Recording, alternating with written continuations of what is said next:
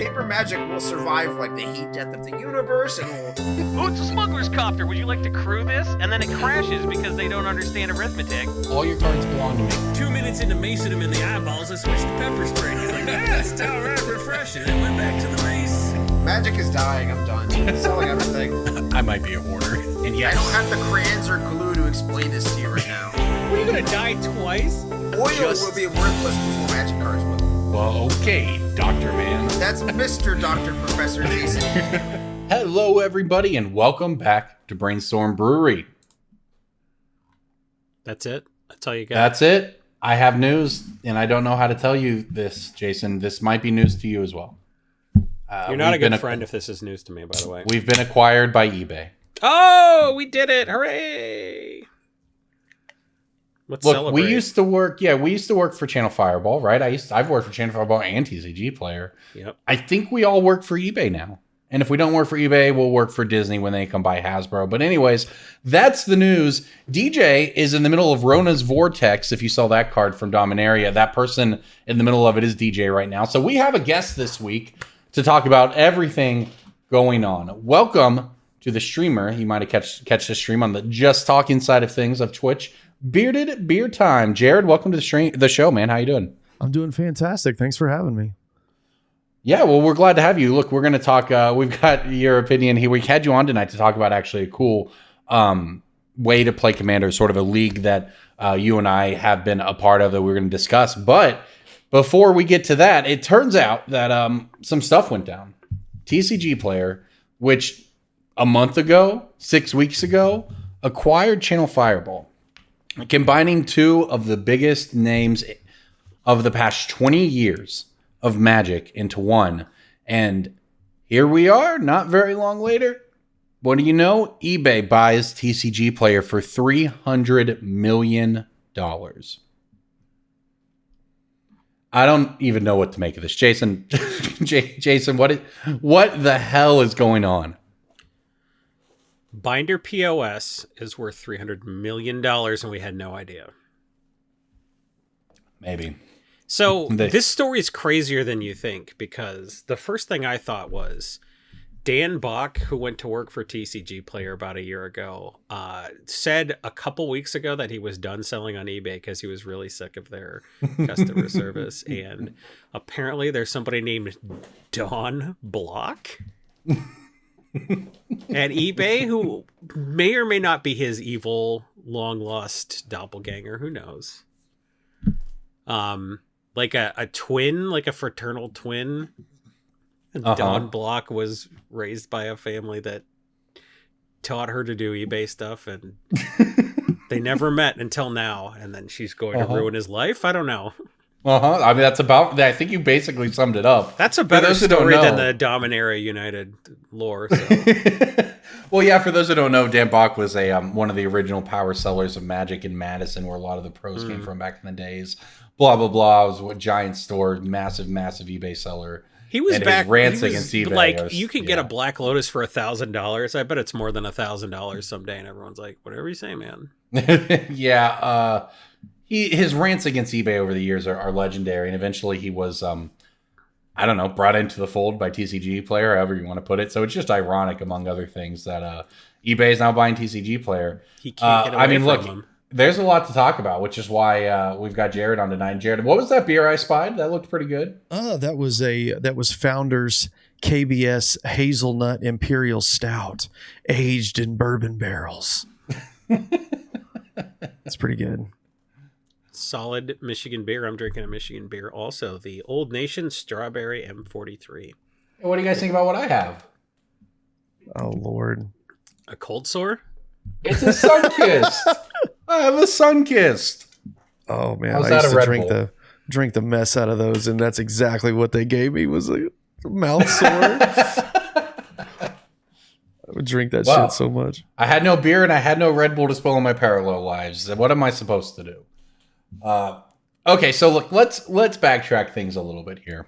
I want to take you all back. A lot of people have been asking, what are you going to say about this on the podcast tonight?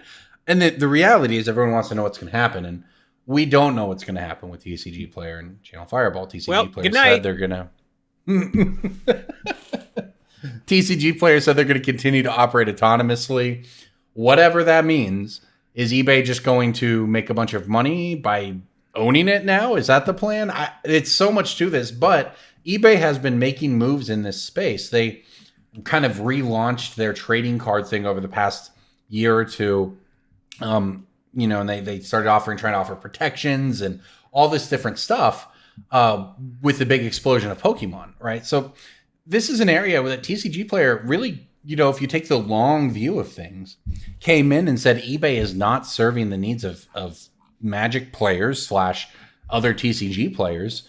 We can do it better. That's what Chetty did, created TCG Player, and now they're cashing out, and they are all very, very rich. And by all, I mean everyone there. The employees all had stock options and all got paid. I don't obviously know details, but they were paid as a result of this $300 million acquisition. Now, people who contracted there for years, like myself, we didn't so much get stock options, so people not who so were fun. in the warehouse and got fired over a tweet, same kind of deal. Yep. So I've that been raises the screwed question. The least by TCG Player on this deal, Right. which makes it my favorite. Yeah. Well, and that's what it raises the question. What does this mean moving forward? I think someone said, sort of put it simply, is that corporate consolidation has never been good for the consumer. I don't know. Jared, what do you think? Because obviously Jason and I are super deep in this. You come at it from sort of a different perspective. What are your thoughts? Yeah, I mean, one of my biggest things is, was the writing on the wall of any of this, or was it just like this massive surprise? That was one of the things I wanted to ask you guys, because you guys being into the thick of it, did you see that this was coming? It was obvious in hindsight, but I don't think anybody called this. Some of the things that happened kind of make more sense in the context of knowing it later, but none of those were clues that I've seen anybody figure this out. I think anybody who said anything was because they were privy to it. Yeah, I think that it is not difficult, especially in the pandemic, to look at Magic, the space there, and say there was just going to be a consolidation of some kind. If you look at 2015, 2016, when GPs were really exploding, rating 3,000 people in the main event, it was just crazy, right? ChannelFireball had a successful tournament series. SCG had a giant tournament series. Wizards was running Grand Prix every weekend across the world that they were streaming. TCG Player was launching up their series. You had smaller series across the United States. You had events in Europe. There were a lot of people in this space.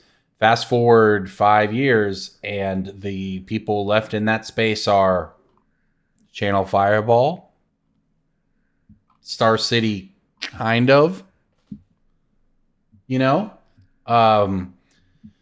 so the contraction of things doesn't come as a surprise. I seeing TCG Player by ChannelFireball did not come as a surprise to me. I had a conversation with somebody at ChannelFireball before I even went to work there back, at least 5 years ago, about how TCG Player might just end up owning all of us one day, because ChannelFireball started selling cards on TCG Player's platform. Oh, that's a good point. Yeah, TCG Player is used to owning people now that they bought all ChannelFireball sweatshop workers. So yeah, I don't know. I guess that's my thing. Is it the contraction? It's just big money, man. Magic is big money. Trading cards are big money, and the pandemic has exacerbated that. And the attention with Pokemon and everything that brought onto it kind of woke up your eBays of the world to the fact that TCG Player was a 600 strong person technology company running hundreds of millions of dollars as a middleman. And eBay made you take a fucking photograph of an item if you wanted to list it. I have to take a photograph of a Magic card. Hey, Corbin, if I tell you it's a Liliana of the Veil in near mint condition, do you know what that looks like? Ish, yeah. Do you need a photograph? Prob's not a non-stock one. You want to pull one off eBay or off Google? Sure. Put that on your listing. You want to take a photo of your own card? I would never sell a card if I had to do that. I stopped selling on eBay 5 years ago. Yeah.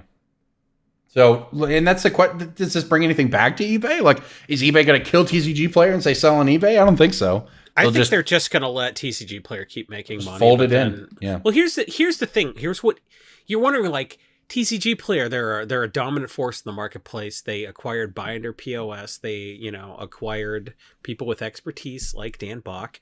What does eBay bring to the equation? And I'll tell you.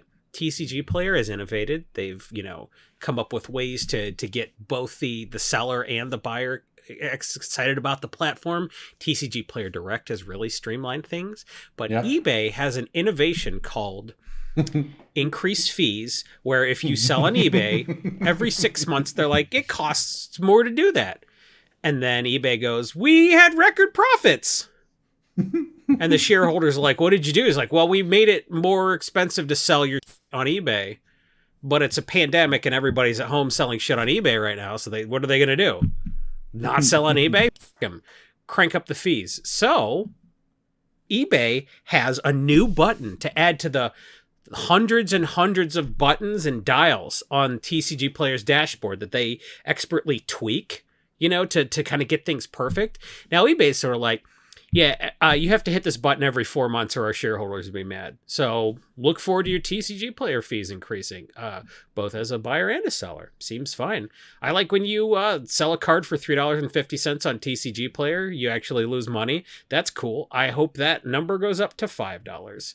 I hope you go and you open up TCG Player. It's like somebody bought 4 typhoid rats. I can't wait to go to the post office to make negative 75 cents on the deal. Looking forward to it. So maybe it just prices everybody out of TCG Player Direct, and they stop having the guys like me that have 3 copies of a card. They want the gaming etceteras of the world. If you don't have 400 copies of a card, you can't afford to hang out on TCG Player with new fees brought to you by Feebay. So you never know. You can't say eBay brings nothing to the table. They bring a boatload of cash, baby. They helped PayPal get started in the beginning. So eBay brought us Elon Musk. You're telling us that was a bad thing? I would never. Yeah, because you don't want to argue with the people in the comments. That's exactly correct. And now I said Elon Musk twice, so definitely the algorithm is going to play us between. Algorithm's hooking us up, yep. It's going to be a Jordan Peterson video with like a bulletproof coffee. No, not bulletproof. A Black Rifle coffee video on it. Is there any way that this could be a positive thing in which like if TCG is going to be autonomous, now they have some extra backing from a financial yeah, so conglomerate. I hear you. To do what? Well, I mean, to expand, if they want to do more with their service, I mean, is it possible that this could be a great move for TCG? Because I look at it and I see, okay, now TCG may have been limited at some point, and I don't know, but I don't know if they were ever limited by a financial backing. Now that's kind of over. Like any kind of financial backing that they may need to perform how or whatever they're wanting to do moving forward.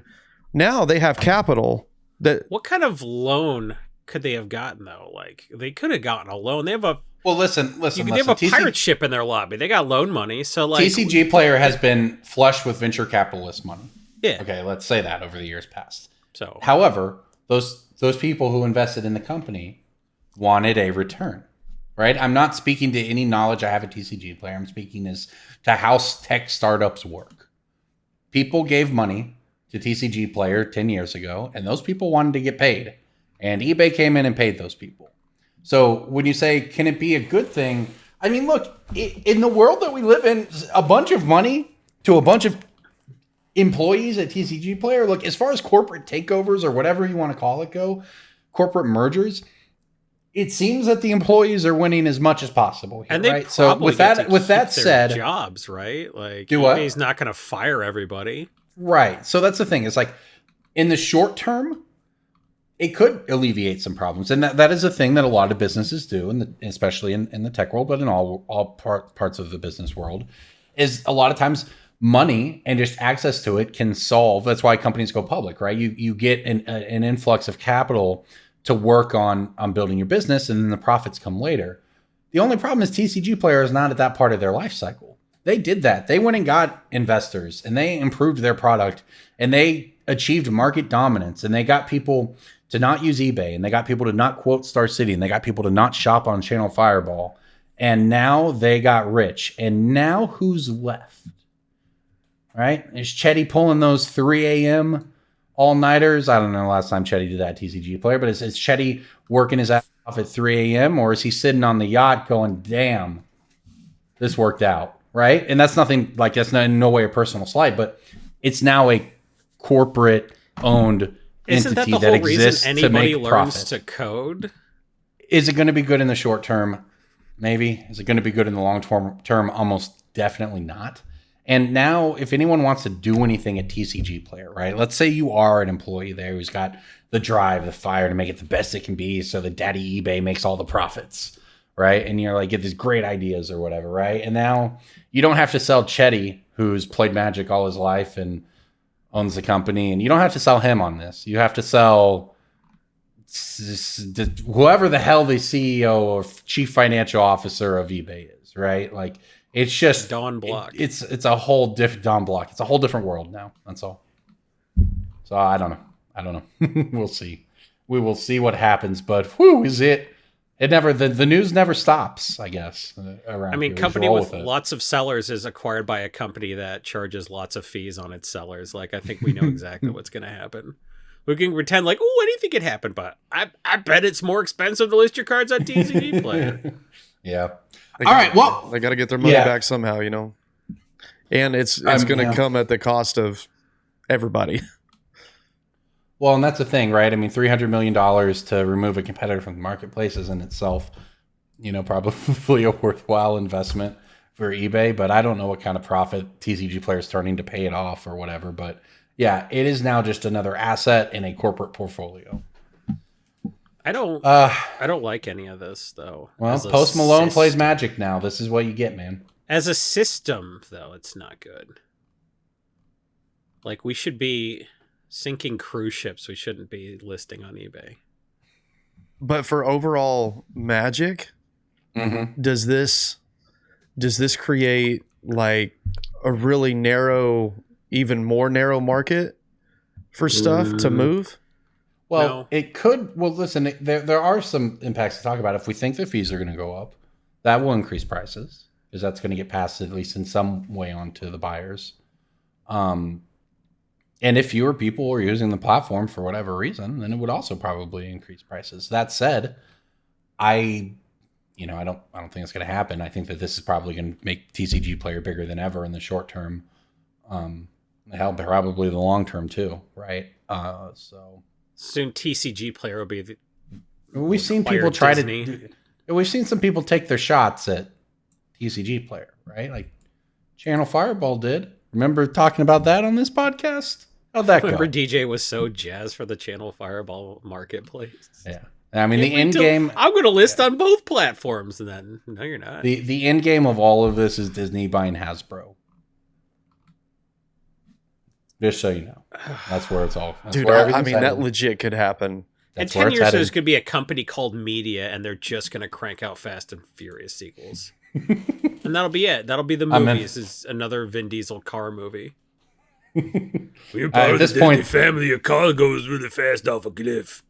That's not At how this it point, starts. they're car movies with Vin Diesel in them, bro. As The long cars as there's are the another John superheroes. Wick, just keep them coming, baby. Oh gosh. Just keep them coming. I don't get the John Wick love. I said it. I'm sorry. I said it. Oh my! Oh, you killed my dog. Oh, I guess I better shoot 30 guys and pretend it doesn't impact me at all to take this many lives.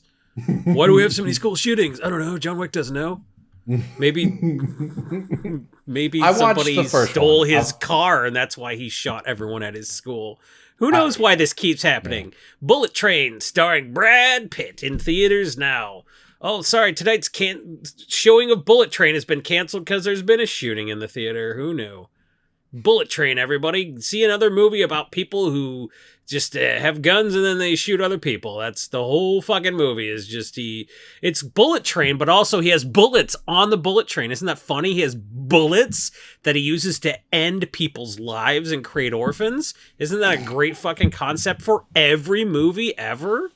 Cool, man. Bullet Train, starring Sandra Bullock for some reason. I don't know, man. Fuck it. We're only allowed to make one kind of movie. The kind of movie where it costs $100 million to make. So you're like, well, You got to make $200 million or the movie's a piece of shit. Sorry. Did you want to see a movie where people had a conversation? You want to see a biopic? Fuck that. Bullet Train. We did it. Thanks, Jason. Thank you, Jason. Very glad that was like actually pretty impressive. That's how I feel about things. It's pretty impressive there. I'm allowed to uncork that sort of energy every once in a while, mostly on a movie podcast. Yeah, well, I got to say, it was impressive, Jason. I will give you that. The only thing that could possibly be more impressive is my breaking bolt. Breaking bolt time. Breaking bolt time. Break. Oh, yeah, breaking bulk. There's so much good stuff. It's a pick. Breaking bulk. The end. I don't know. All right. Jared, do you have a breaking bulk prepared? I do. Cool. Nice. I do. You want me to go? Yeah, man. I bullet got train you. us and bullet to the front of the pack. Okay, I got that. Okay. This is a red uncommon from Return to Ravnica. Vandal Blast. Well, I knew it was too easy. It's way too easy. It's too easy, dude. This is a $5 It could have been and 50 that could have cent been card. any of 3 different cards, though. To be fair, That's true. That's true. Listen, I was Slobber Crew. I was literally looking for something today, and I said, "What in the sheep shit is this? This is Vandal Blast, $5.50." And I said, "Oh my god, I got at least 8 of these." And guess what I found? I found 9. What about that? I have a Corbin Hostler Vandal Blast right here. It's got Red Bull on it. It's Hell yeah, Jason. Listen to this. Listen to this. You like that sound? Oh, get it I real do like that close. sound. Do you think Sam? Yeah, you like that ASMR? Oh yeah.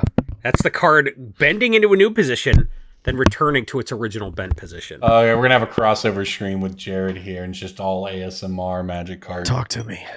and Red Bull.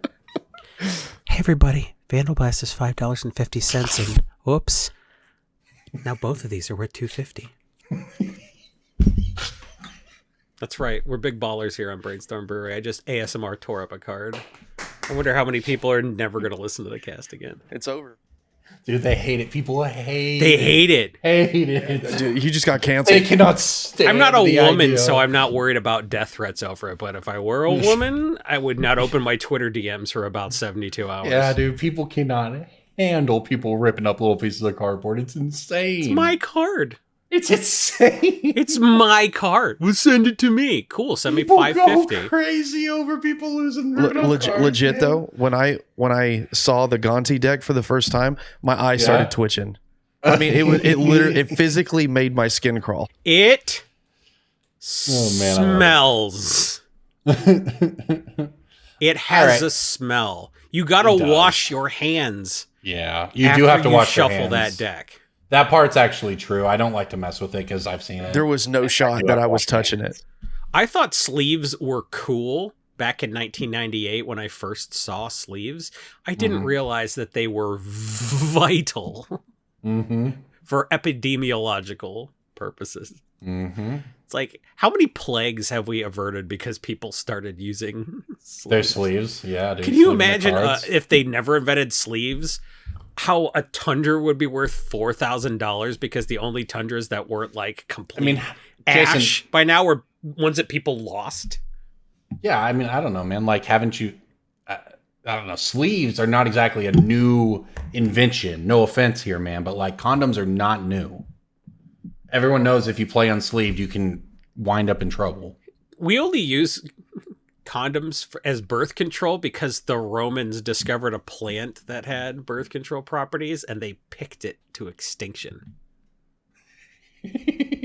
That's what happened. Is any part of that true? Hold Yes, on. every part Can of we that get a is true. fact? JJ, can we get No, a we don't fact check? fact check. We don't fact check on this podcast. Yeah. JJ can fact check and put it in the comments or the down here on the bottom of the screen. But no, we don't fact check. It's more fun that way. High school quiz bowl state champs. Yeah, dude. Fact chancer for the week. What's not for the week though would be this pick, this amazing pick. Jesus. It's a blue uncommon for Mirrodin Besieged, and it's very timely with Dominaria United spoilers. Mirrored and besieged? I got nothing. I didn't play during that. What's wrong with that? What does that look like? What does that expansion symbol look like? It's like a circular thing. It's a Mirrodin symbol. Oh, it's like the thing that looked okay. That's a blue uncommon for Mirrodin Besiege. Why is it timely? Because it's Mirrodin Besiege, which is when they had Infect and Phyrexians. Infect, so it's Corrupted Conscience? It is Corrupted Conscience.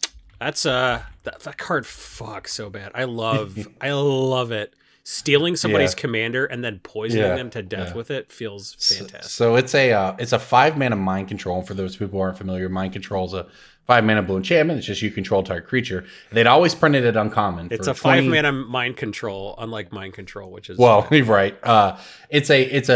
They printed it uncommon for 20 years, and it was just like the most powerful card you could ever draft in any format it was in. And that included Mirrodin Besieged, where they had the Corrupted Conscience version of it, which you control the enchanted creature, and also it gains in target opponent's life total becomes 10. Yeah, it's a 75% uncommon, right? Like, and I don't know. We've got poison counters coming back in Dominaria United. More people should not play Corrupted Conscience. Not infect so per se. Fun. Yeah, it is a cool card for sure. Well, it's not just poison really that like is going to make that kind of stuff good. It's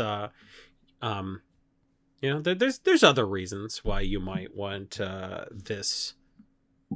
Well, and there's going to be blue common stuff, I'm sure. Like, yeah, blue common from War of the Spark. A blue common from War of the Spark. Yeah. Is it Lazotep plating? It's not Lazotep plating, baby. It's not. It's a creature. DJ would get this in an instant. This is a $2 common War of the Spark from War of the Effin' Spark. Unreal. $2. Blue common. Blue common creature. What am I missing? Guild Pact Informant. What's that do? It's the proliferate when you hit him. When you deal damage to a player or planeswalker, proliferate. So it's just another thrumming bird. It's a 3-mana thrumming bird that's worth $2. Because you know what? It's another thrumming bird. Forgot about this card. You can hit a planeswalker with it. Yeah. Yep. $2. I bet you bulked these out. I know I bulked these out. I guarantee it. I got 5 of these. What happened to the? So I'm gonna go look real quick while we're talking about this. Isn't it Skyship Plunderer from Kaladesh that was the other that was a thrumming board and isn't worth anything? No, there's the white one, Skyship Plunderer. Yeah, so Skyship Plunderer is from Aether Revolt, and it's worth nothing. It's a 2/1 flyer uncommon for 2. When it deals combat damage for each counter on target permanent or player, give them another. So yeah, that is definitely not proliferate power level. So that explains the difference. It's 6 cents because it was in a precon also. So like but yeah, I mean Guild Pact Informant. I didn't know about it, but it makes sense at $2 because $2. It's worth. It's a fairy. It's a rogue. It's worth more than 66% of the rares in that set. So there are planeswalkers. There are planeswalkers in War of the Spark that are worth less than Guild Pact Informant. But if you've ever connected with Guild Pact Informant, like I did in my EDH boxing league where I went War of the Spark and had 1 million planeswalkers, and then I just opened a pack until I got a General Tazri. And I went 5-color planeswalkers. If you've ever connected with this in a planeswalker deck, I'm not going to say it's better than sex, but like it's different in a good way. Okay, thanks. For the comparison, Knockins comparison there. It's better than sex with Corbin. Glad to have your opinion on the matter. You're a selfish Thank you lover. For that. Yep. Great. Love it. By the way, when this podcast comes out, for those of you who went to patreon.com/BSB, you will, of course, be getting this on Wednesday before my preview card comes out. However, for the rest of you, if it's Friday or later, magic.gg, go check out the week that was, my column. I've got a preview card, which you can also find the preview video for at youtube.com/Brainstorm Brewery. So go check that out. We put together a nice little piece of content to show that off. I'm excited. We'll talk about it more next week because we're going to get more Dominaria United. And there is this set it's got some stuff, right? Jared, where are you at? What do you think of Dominaria? we've got stuff coming out pretty fast now. We've seen a lot. We've got Sagas back. We've got Liliana and the Veil back. We got all this stuff. Rip my boy Johnny. He's a Phyrexian. He fought the good fight and he lost. But where are you at in Dominaria? I mean, I'm really excited for the Painlands being in there. As crazy as that sounds, I guess it just kind of it opens up some new windows for Pioneer. And I like the aspect of the Painlands coming back. Of course, I'm a huge fan of Liliana. I'm a mono black player at heart. So I mean, anytime I see a reprint of her, it just gets me a little bit excited, so to speak. But there's a couple of cards in here that I really, really am interested in. I know in Standard it's definitely going to make a lot of headway, I would think, because I don't think that there is a lot of I don't think there's a lot of graveyard interaction for the new Goyf.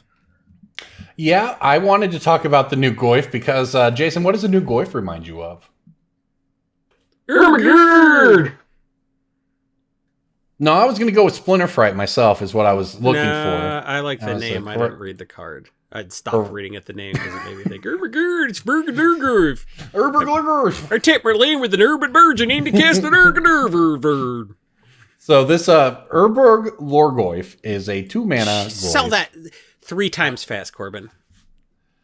Urborg Lorgoyf, Urborg Lorgoyf, Urborg Lorgoyf. That's what I thought. Easy game, easy life.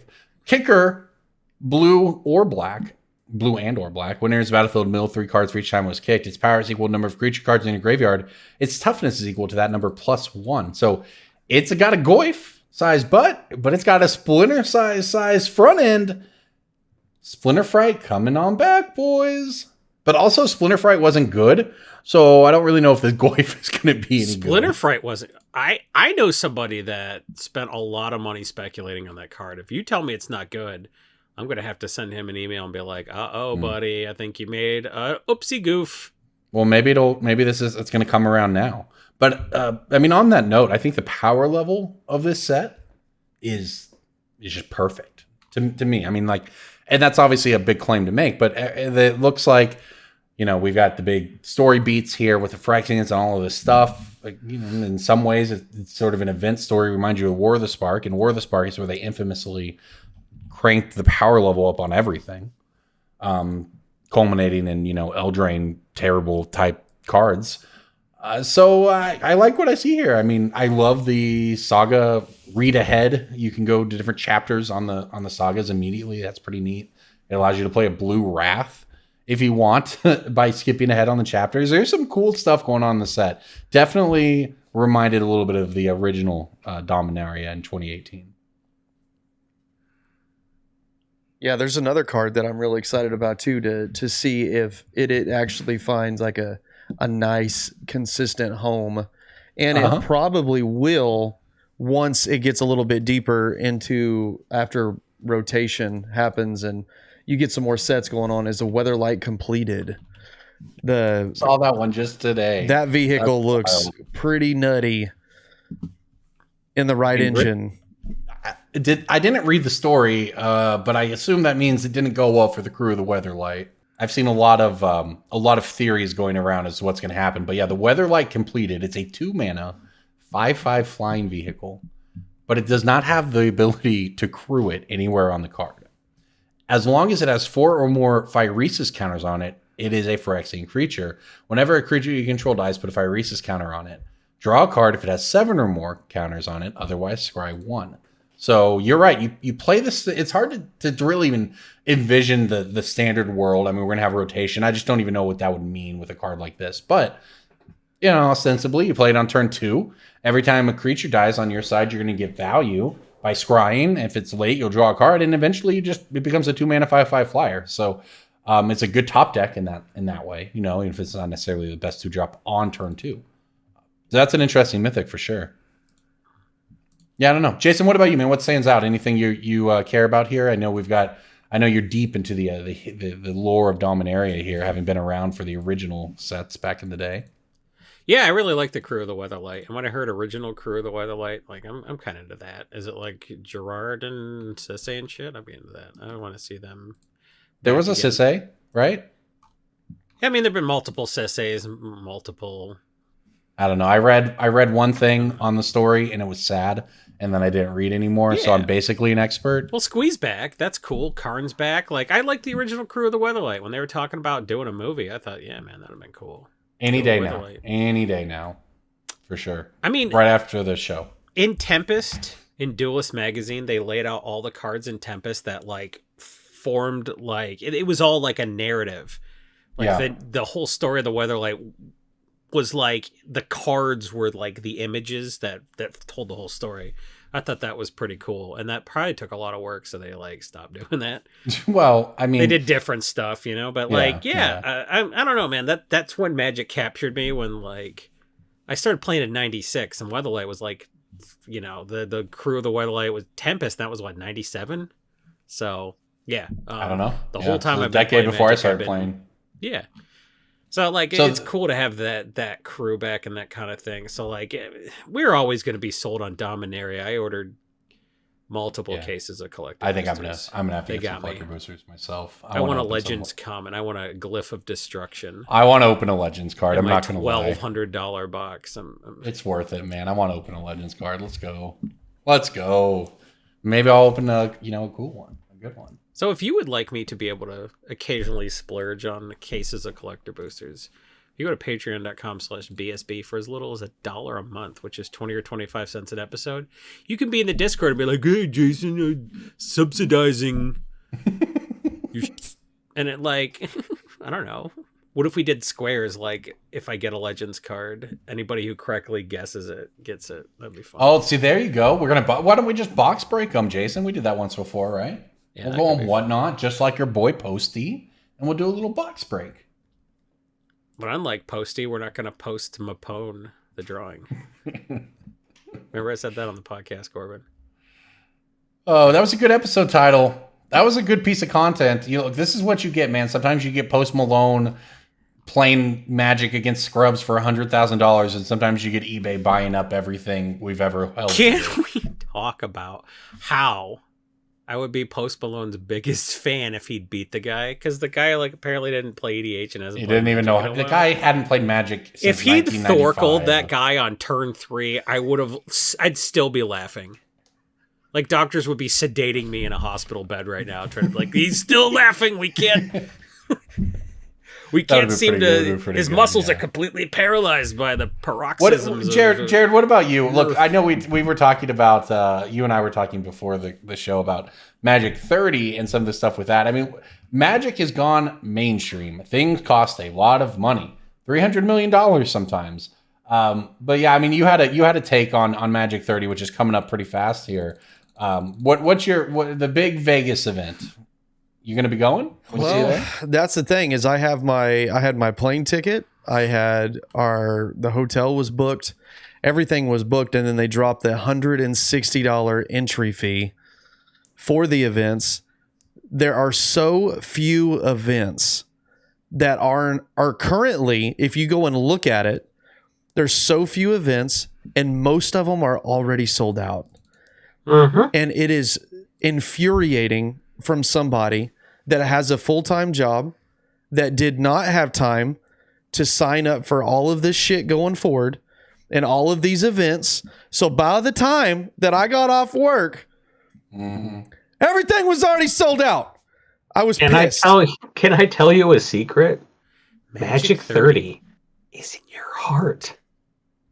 It's not in your $160 Sapphire tier pass to go play EDH with your own cards with 3 complete strangers who smell bad. The real Magic 30 was it's the friends we made along the way. Being in Las Vegas. If you're in fucking Vegas, why would you go play Magic in a sweaty convention center anyway? Go be in Vegas with your friends.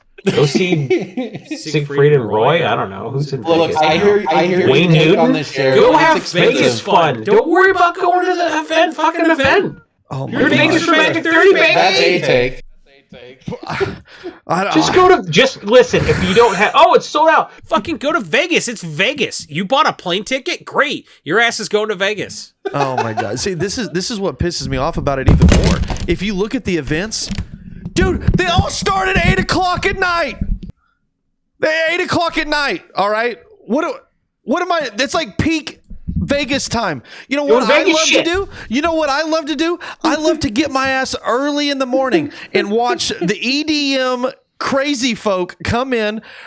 I mean, totally drugged up out of their mind. They're on their way to the hotel to go to bed. I'm getting up, getting my cup of coffee, heading my ass over to the event center so I can play Magic all damn day. And then afterwards, go have a good meal, a good drink, and have a damn good time in the Vegas nightlife. Is that so much to ask for? Especially since they gave it to us for the last however many years. And I went to every single one of them.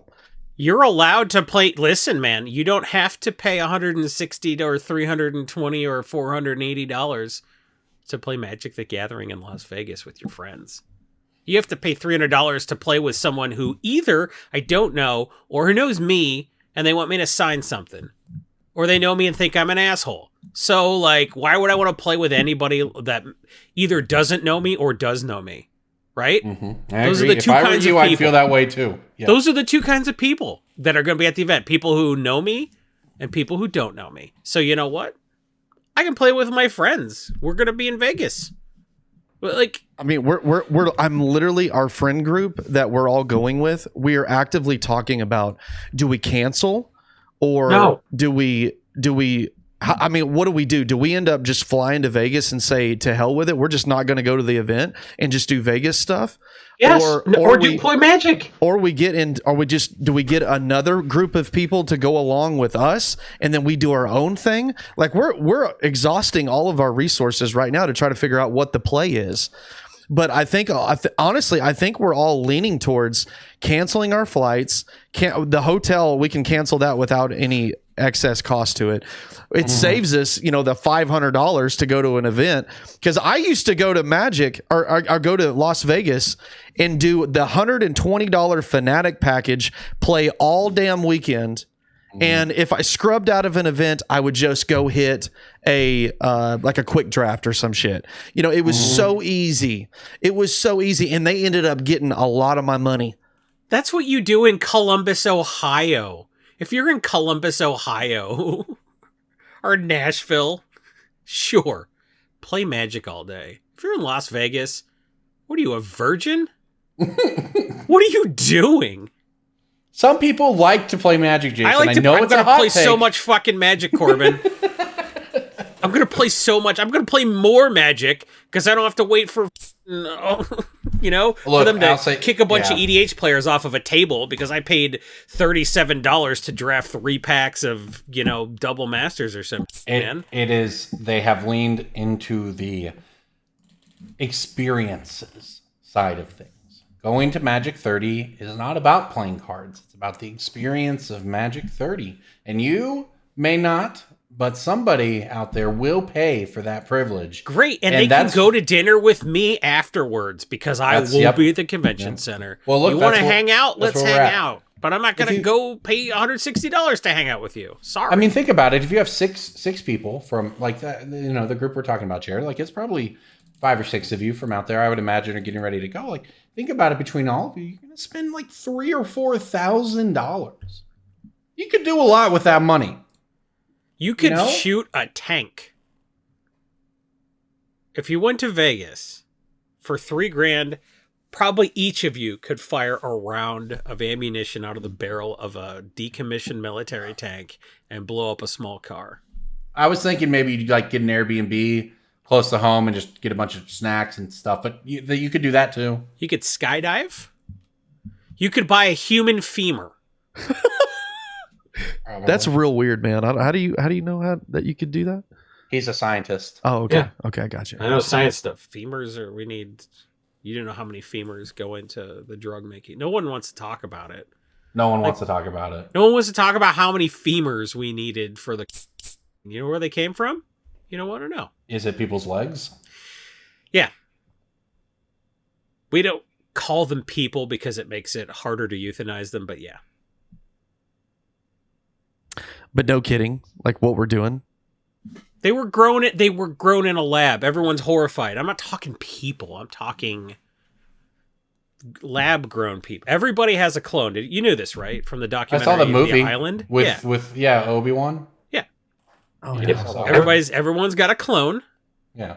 And your That was clone fucked. has 2 perfectly good femurs. Do they need them both? Yeah. The Island meets like Scarlet Witch right there, baby. And I haven't seen that. I haven't seen The Island. Am I It's missing like The out? Island meets The Island. Jason's of Dr. ruined it for Moreau. you now. So. I know, dude. Was that the punchline? Is that the Yeah. Don't, Yeah. don't. It's a the Michael. crescendo, Yes. the climax Yes. you just gave You away? just ruined it. It's a Michael Bay movie, so Oh, okay, that's know. fair. you should definitely see it. Yep. Because Michael Bay is a genius. I mean, look, I'll say this at least. Speaking of Vegas, I'm not going to. It's been a long time since I've made a calculus of going to an event for fun, so I don't even know what I would do. But personally, I think I would lean towards not dropping a bunch of money to get into the convention center, just to get into the room. You then have to pay money to play the events, assuming there's any events you want to play, right? Like, I mean, we're literally talking hundreds of dollars at Magic 30 to play Commander with Jason in a room at a convention center. You might not need to do that. Yeah, I mean, honestly, this is what a friend of mine was we were talking today, and he made this analogy that it really does feel like they're trying to make Magic almost like a Comic-Con type of a situation where they're bringing in all this other stuff instead of actually the game in which what is bringing people together. Like this is Magic 30, and you're gonna sit there and tell me that there's so few Magic events? Like, what? Are you kidding me? Like, what? Does that make any amount of sense? Yes. It's You the pay for gathering. Commander. Like You pay for 5% of Commander, people baby. who play Magic want to fucking play hardcore events all day, man. It's like, I hope there's a Legacy 1K. Who gives a shit? They It's just about want the you to- gathering, yeah. baby. They want you to come play Commander. Go gather. They want to give everybody who doesn't want to like pay $300 to just be stressed out playing Magic in the most fun in modern day Sodom and Gomorrah. You're gonna go play a children's card game for high school virgins. I don't know, man. Maybe you should just get out there and have fun. I think don't we know should- a go lot ahead. about this venue either, but I've got a sneaking suspicion that this venue is going to be dog shit. I don't know. I've They never booked been in it. there. They I don't booked know it anything late in about the it. year. Vegas is cheap in the summertime because it's hot as and it's expensive in the winter when it's a little cooler. So this is toward the cooler and therefore more expensive part of the year. October. Yep. End of October. So it's Halloween. probably a ball bags venue. Maybe it's nicer. Who knows? But look at it this way. It could be. Yeah. It's down to Where were we in Look at it this way, 2013? Jared. I've been to Worlds in Vegas for Wizards where they put us up somewhere besides the convention center, and we did it like I don't remember which hotel, but like one of the large casinos that had everything on site. Yeah. A large space downstairs that was nice and carpeted, and I could just go straight there from my room. Like that was pretty nice. Will it be a similar situation where maybe at least you're in the area? That's kind of how it works, and it's actually nice. That's possible. You're not at the We Westgate. don't know. The Westgate is a toilet. It's the worst hotel in Vegas, but they're like, it's up attached there. to the convention center. It would have been fucking demolished 3 decades ago if it wasn't attached to the convention center. Yep. The Westgate The has old one Westgate. working elevator. It's a toilet. It's horrible. You have to pay a resort fee to stay at the non-resort half of Vegas's worst hotel. How is anybody okay with that? We were fine with that for years, and now that we don't have to stay at the stinky-ass one elevator working Westgate, everyone's like, boo! I don't know, man. I think maybe we probably got thrown a bone because we don't have to be at the Westgate.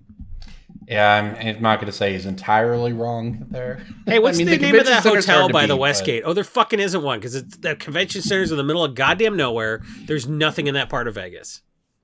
If it Well, wasn't Magic- if it wasn't for the tram, it would be the biggest nightmare of all time. Yeah. The train is nice. Yep. Yeah, So, well, like, we Magic have very 30 's gonna be different something, opinions man. about, like, what sucks about Magic 30. So, maybe we could flip it and be like, I am enjoying the fact that I'm going to go to Vegas, stay at a nice Airbnb. I'm going to eat lots of expensive meals with my friends. I'm going to play Magic for $0 with people I actually like. I'm looking forward to it. I'm going to save money by not going. Maybe they'll give me a press pass. Maybe I'll just be like, aha, I'm I'm here. looking forward to going as I well. don't know. It's gonna be great, but like everything that like seems to be about it is stuff I don't care about. So like, maybe that's Magic 30. It does. The magic matters less than the gathering. So let's go gather. That's baby. always the thing. That's always been true. Yeah.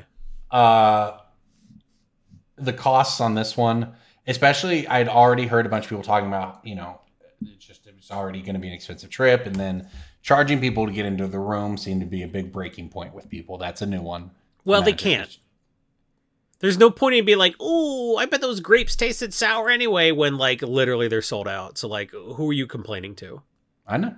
I'm not disagreeing with anybody here. That's the state of things, though. And that's what blows my mind is like, how did all of this stuff sell out already? And I'm thinking, how is there not a bigger backlash behind this? Because here's my whole thing is that I already booked my flight. I already booked my hotel.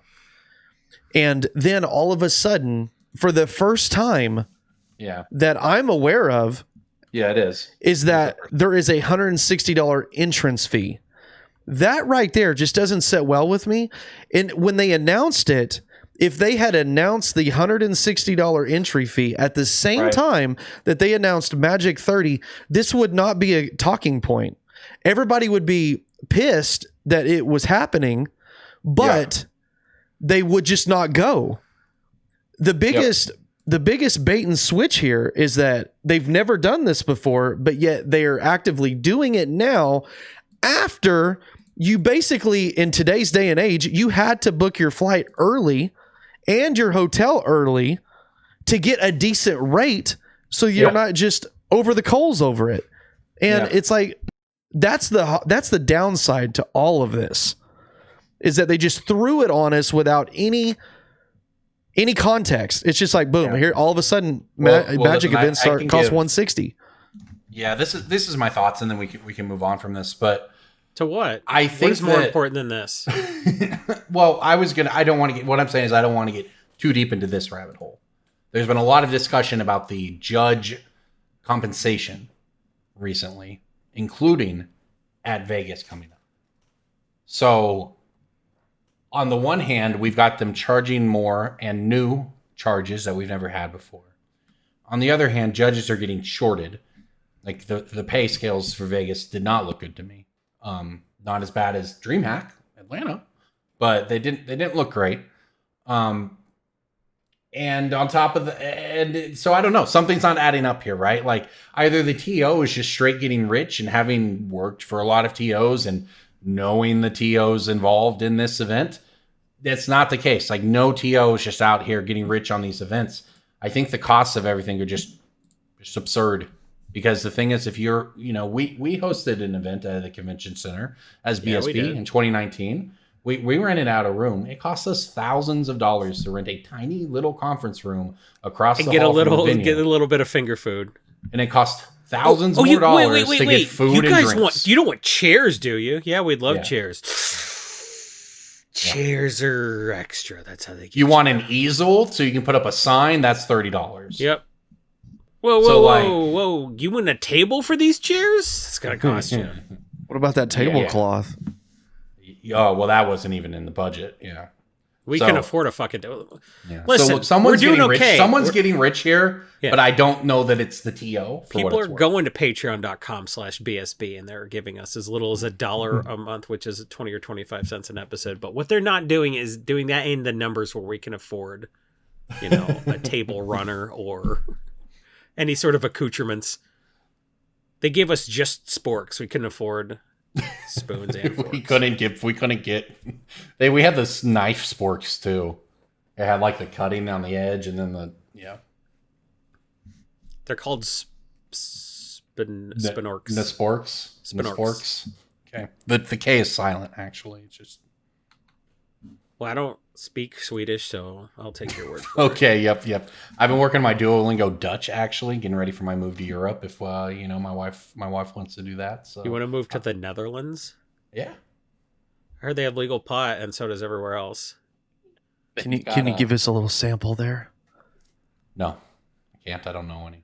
I know. If I was looking at the words on my Duolingo, I could tell you which one was boy, but that's about it. You're really doing Dutch? Yeah. Okay. Marianne wants to move to the Netherlands. Maybe I should does? learn Duolingo. They're not going to take you.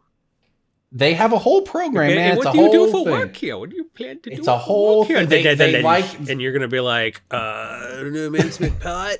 Once I make like content for a children's card game. It's pretty rad. They're like, oh, you have to contribute to society in some way to come to the Netherlands. And you'll be like, nah, man, my buddy Sander van der Zee will vouch for me. And then he won't. Sander would vouch for me. That I know. Sander You is had me up like, for until the that. good of the Sander vouched for Netherlands, sure. no. You better save your money, man. Don't book your flight before you talk If to we're Sander. moving, we'd have to sell our house. So I think we'd never be able to buy a house there. Sander, we miss you, bro. Email us or something. Bro, he's literally in your Discord. Is he? And now, everybody, it is time for Pick of the Week.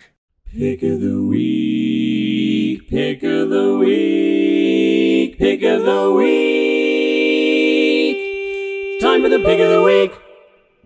I pick patreon.com/BSB. For as little as 20 or 25 cents an episode, you can get into the Discord and hang out with Sander. Interact with Sander van der Zee. Man, I love that guy. You know what? Sander wrote finance articles for brainstormbrewery.com.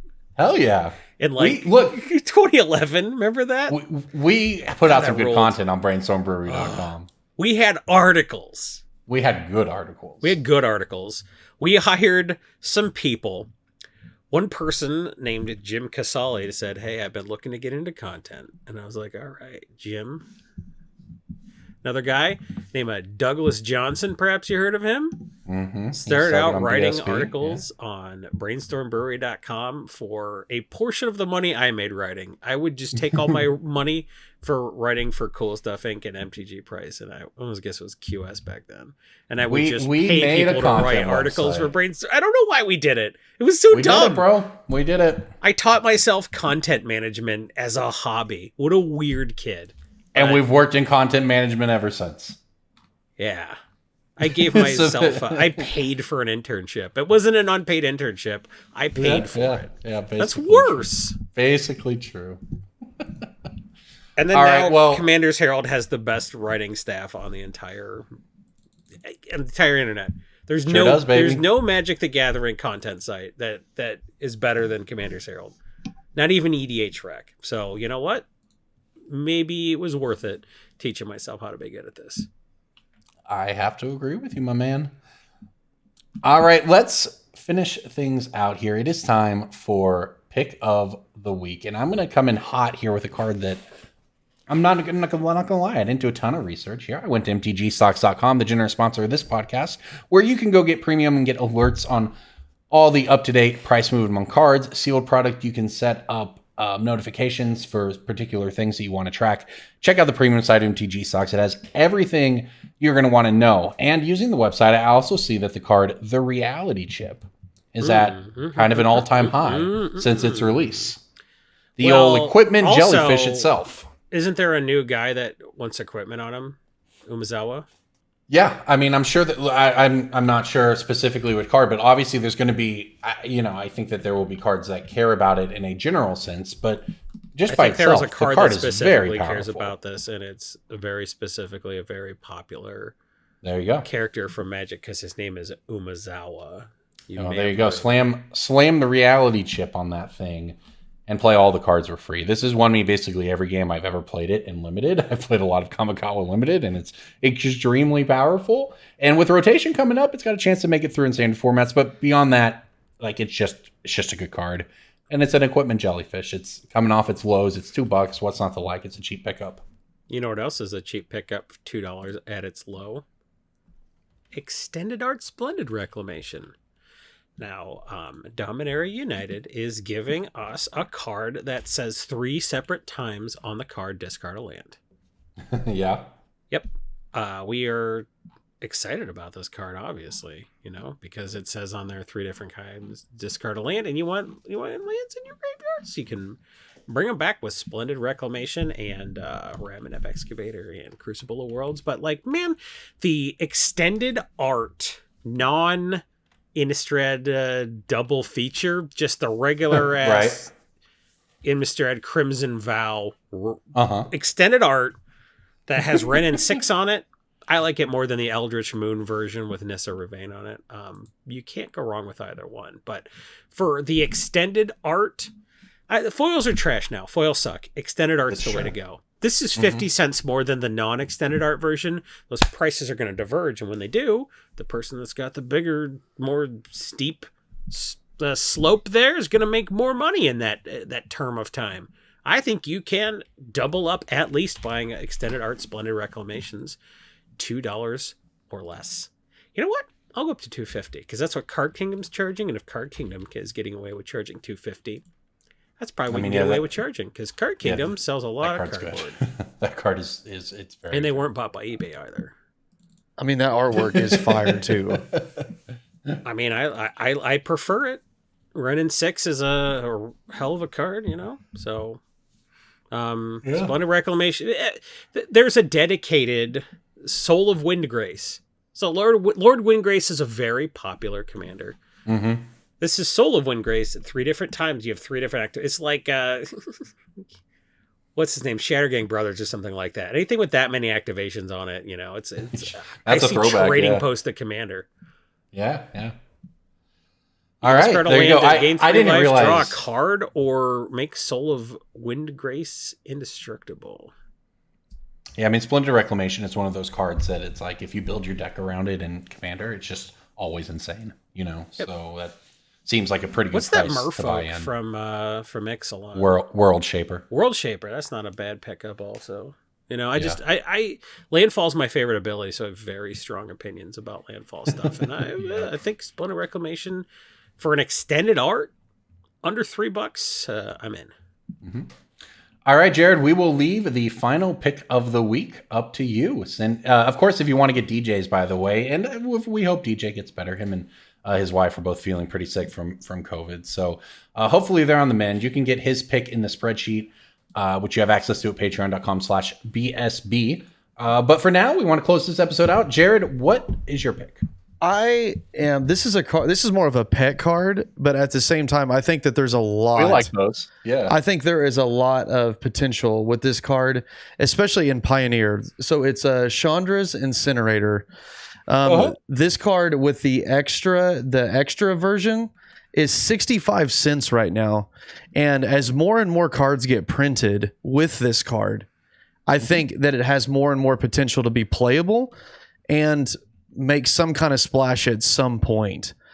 So I really, really like this card, especially as more bolts and stuff start to get printed in Pioneer. I think that's going to be the home for it. It's definitely not modern playable, but at the same time, Pioneer, I think this card could really do something in. So being 65 cents for the cool Core 21 set, I like that. I've actually done a little bit of specking on this card. And I've got, I think, about 20 copies at an average of about 35 cents. So I feel like I'm doing okay. Even if it doesn't like pop off to something crazy, I think this could very easily be a $2 card. So anything under 50 cents, I think it maybe is probably a good pickup. But I think it has potential to do something really kind of interesting. Yeah, I mean, we love bulk rares as pickups on this podcast. The Incinerator, I mean, you're right. It's a 6-mana 6/6 trample that actually deals additional damage once it's in play if you deal non-combat damage to a player. But the big deal is for 6 mana, it costs X less to cast, where X is the amount of non-combat damage dealt to your opponents this turn.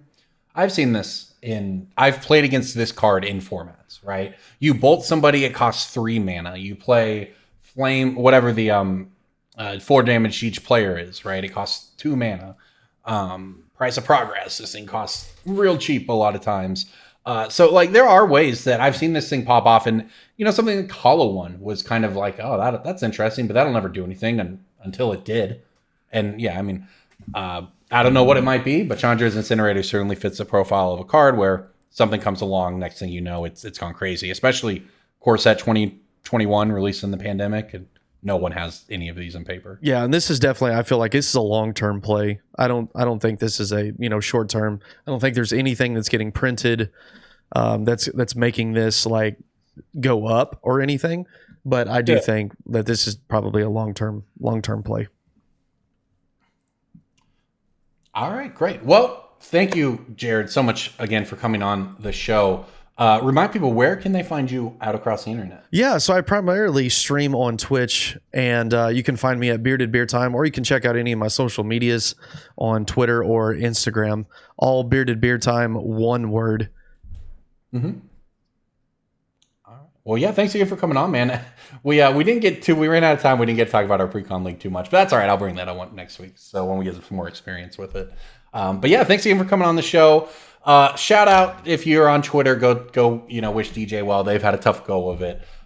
Everybody, thank you so much for listening to Brainstorm Brewery. Remember, you can go check out our merch at Coalesce Apparel. You can use the Brainstorm Brewery gift code to get some off any merchandise on the site, not just BSB. Thank you everybody for listening. We'll see you next week.